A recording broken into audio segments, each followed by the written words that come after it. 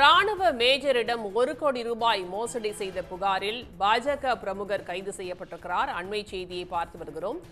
ராணுவ மேஜரிடம் 1 கோடி ரூபாய் மோசடி செய்த புகாரின் அடிப்படையில் பாஜக பிரமுகர் கைது செய்யப்பட்டுள்ளார். இது பற்றிய கூடுதல் தகவல்களை தருகிறார் செய்தியாளர் ராமகிருஷ்ணன். ராமகிருஷ்ணன், கைது செய்யப்பட்ட அந்த நபர் யார்? அவர் மீதான புகார் பற்றிய விவரங்களை சொல்லுங்க.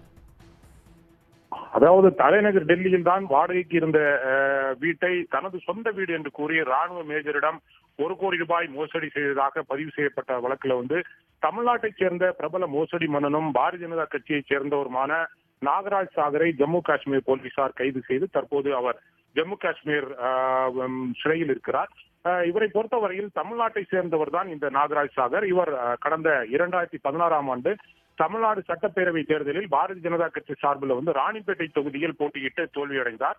இந்த நாகராஜ் சாகர் தமிழ்நாட்டில் பல பேரிடம் தனக்கு பல முக்கிய மத்திய அமைச்சர்கள், முக்கிய பிரமுகர்களை தெரியும் என்று கூறி அரசு வேலை வாங்கி தருவதாகவும், வங்கிகளில் பல கோடி ரூபாய் லோன் வாங்கி தருவதாகவும், குறிப்பிட்ட மருத்துவக் கல்லூரிகளில் MBBS படிப்பதற்கு சீட்டு வாங்கி தருவதாகவும், இது போன்ற பல விதத்தில் ஏமாற்றி பல கோடி ரூபாய் வாங்கி மோசடி செய்ததாக நாகராஜ் சாகர் மீது தமிழ்நாட்டில் உள்ள பல காவல் நிலையங்களில் வழக்குகள் இருக்கின்றன. ஒரு சில வழக்குகளில் கைதும் செய்யப்பட்டு ஜாமீனில் இருக்கிறார் இந்த நாகராஜ். ஜாமீனில் வர முடியாத வழக்குகளும் இந்த நாகராஜ் சாகர் மீது இருக்கிறது. தமிழ்நாட்டில் பல வழக்குகளில் தேடப்பட்டு வரும் குற்றவாளியாக இருப்பதால் நாகராஜ் தனது இருப்பிடத்தை தலைநகர் டெல்லிக்கு பல மாதங்களுக்கு முன்பு மாற்றினார்.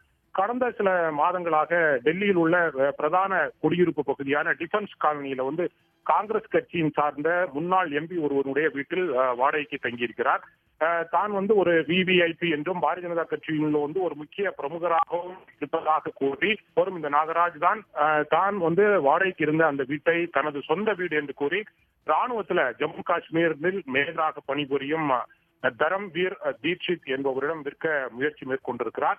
அவரிடம் முதல்ல 1 கோடி ரூபாய் வாங்கி இருக்கிறார் நாகராஜ் சாகர். ஒரு கட்டத்துல மேஜர் தரம்குமாருக்கு சந்தேகம் வந்திருக்கு. இவர் அந்த வீட்டை இதுவரை அவரிடம் ஒப்படைக்க அவர் ஜம்மு காஷ்மீர் மாநிலத்திற்கின்ற அனந்தா காவல் நிலையத்தில் புகார் கொடுக்கிறார்.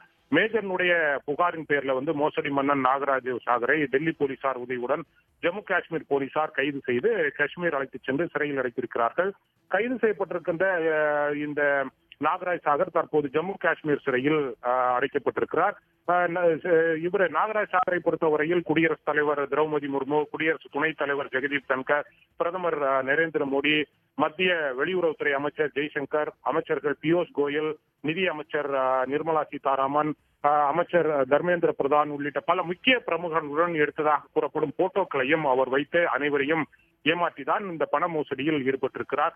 நடிகர் ரஜினிகாந்துடனும் அவரது குடும்பத்தாருடனும் எடுத்த போட்டோவையும் அவர் எல்லாரிடமும் காட்டியிருக்கிறார். ராணுவ மேஜரை ஏமாற்றியுள்ள இந்த நாகராஜ் சாகர் மீது இதுபோன்று ஏராளமானவர்கள் ஏமாறி இருக்கிறார்கள். மேலும் இதுபோன்று ஏமாறாதீர்கள் என்று டெல்லி போலீசார் மட்டுமல்லாமல் ஜம்மு காஷ்மீர் மாநில போலீசாரும் மக்களுக்கு வேண்டுகோள் விடுத்திருக்கிறார்கள். உடனுக்குடன் செய்திகளை தெரிந்து கொள்ள சன் நியூஸ் பெல் ஐகானை கிளிக் பண்ணுங்க.